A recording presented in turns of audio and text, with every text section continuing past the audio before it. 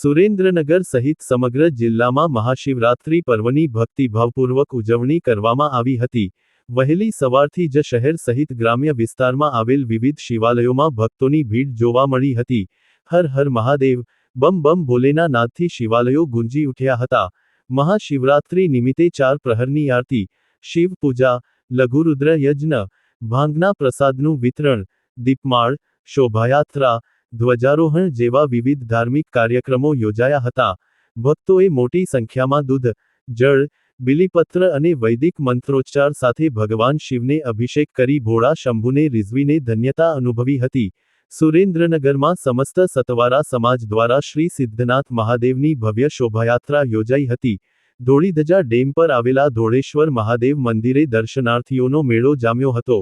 લખતર શહેરમાં આવેલ નીલકંઠ મહાદેવ, જાડેશ્વર મહાદેવ, બહુચરેશ્વર મહાદેવ, રફાળેશ્વર મહાદેવ, હરિહરેશ્વર મહાદેવ, ધનેશ્વર મહાદેવ સહિત ગ્રામ્ય વિસ્તારના સદાદ ગામની સીમમાં આવેલ પૌરાણિક ઉટેશ્વર મહાદેવ મંદિર, તલસાણા ગામે આવેલ તલસાણિયા મહાદેવ મંદિર સહિતના મંદિરોમાં મોટી સંખ્યામાં દર્શનાર્થીઓ દર્શનનો લાભ લઈને ભોળાનાથની ભક્તિમાં લીન બન્યા હતા।